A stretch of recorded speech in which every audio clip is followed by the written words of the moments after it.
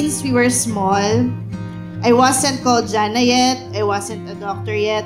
Most of you are my titos, my titas who have seen me grow. And to the eyes of a young child and up to my youth, I have seen how daddy spent time, effort, laughter, and maybe sometimes tears with each of you. I don't think I need to explain what kind of person or a father he is because I'm pretty sure almost all of you already know him that much. Ang dami niyang na-spend na time sa church, sa community, that all of you at some point have been a highlight in his life and even in our family's life.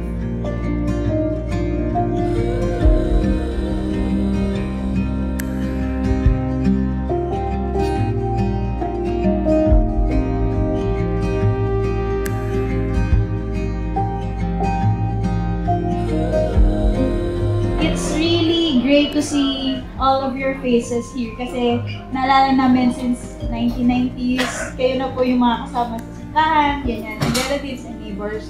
And it's humbling to know that a lot of people love our dad. And he has touched a lot of many lives in his 75 years of his life.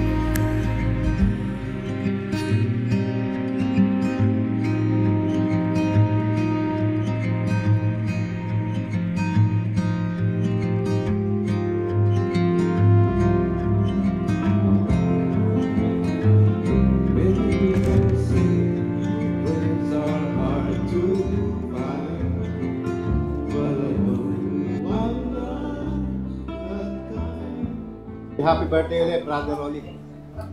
At salamat at naimbita mo kami sa 75th birthday mo. Since siguro si Brother Rolly kasi na-invite lang ako sumama sa choir kahit hindi kami magkukanta. Nadinig lang sa video, okay?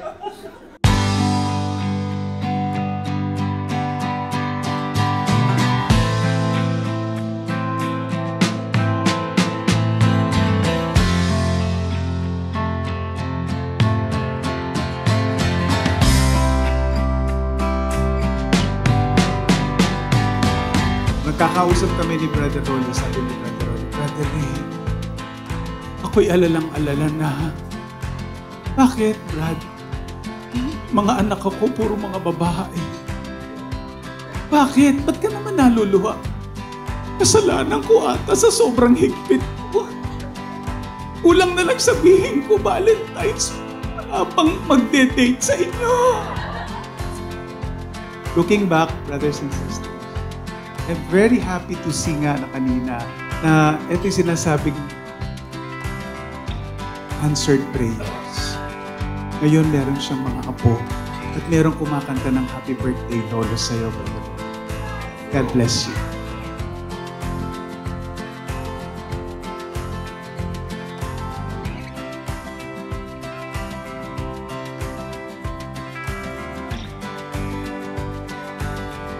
Kami po ang pioneer ng Juan. At nung kami nagsisimba sa isang maliit na chapel, kumakanta kami, napansin nila, kami dalawa ni Maring Yoli kumakanta rin. Sabi na mag-join na lang kayo sa choir. So from that time on, nag-join kami sa choir at nabuo nga po yung JCCG. Pero nung lumaon po, ginawa po namin one voice choir yan. Naging magkaibigan po kami, naging magkumpare, naging magkapatid. At wala po akong masasabi na hindi maganda para sa akin kaibigan si Brother Rolly. Lalo-lalo na po noong Sister Dida o si Marin Dida ay nagpunta na Amerika. Palagi niyang sinasabi, Mare, pakitingnan mo nga yung kumpare mo. Kaya kami ni Marin Yoli, palagi kami nasa kanila. Brother Rolly, in behalf of the JCGG, o kayo na magsasalita.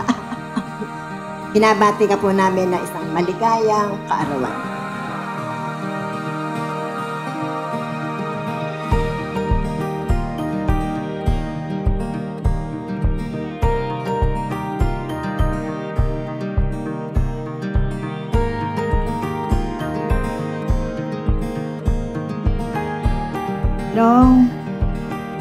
Rolling. Sa bahay kasi noong ako'y bata pa, ang tawag nila sa akin ay si Inong. Inong, happy birthday. Sana ay habawaan pa tayo ng buhay. matagal pa ang ating pagsasama. Nanay, lagi kang malakas, puso, lang at God bless. Good evening, everyone. To my big brother Rolly, I'm so grateful, thankful for coming in your special occasion, in your 75th birthday. Yeah, sorry sa lahat ng mga shortcomings ko sa iyo.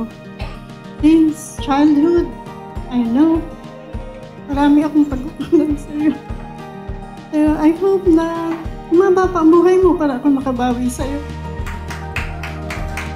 Wala akong ibang maigaganti sa iyo kundi yung prayers ko na habaan ka ng buhay. As I told you, always pray our Lord's Prayer.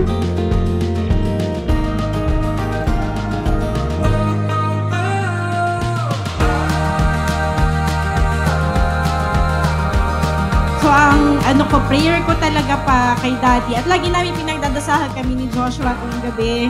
Tuwing hapunan, pinagdadasal namin na mahaba pa ang buhay. More years and healthy years para kay Daddy, sa aming mga magulang. And yun lang, sana nag-enjoy ka ngayon, Daddy. Kasi buong gabi ka na umiiyak.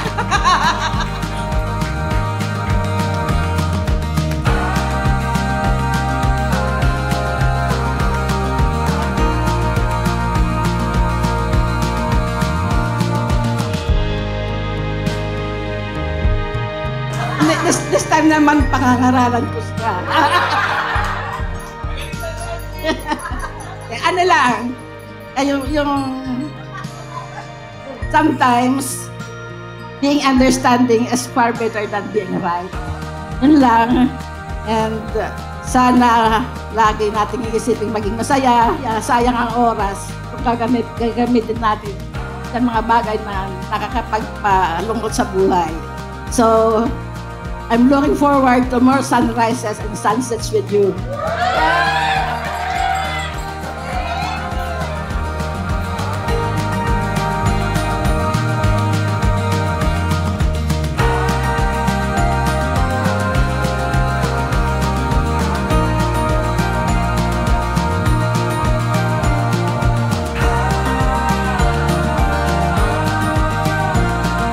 "75 years of existence in this world is a remarkable milestone in one's life. Kaya ako'y masayang-masaya, ako'y nagagalak dahil kahit ako'y maraming sakit na hindi ko na kailangang isa-isahin, ang nararamdaman ko at this point in time ay kasiyahan at kagalakan dahil inabot ko ang 75 years. Thank you, Lord. Narito ang aking mga kaibigan. Basta't mahal kita sa gabi't araw, basta't mahal kita'y tahimik na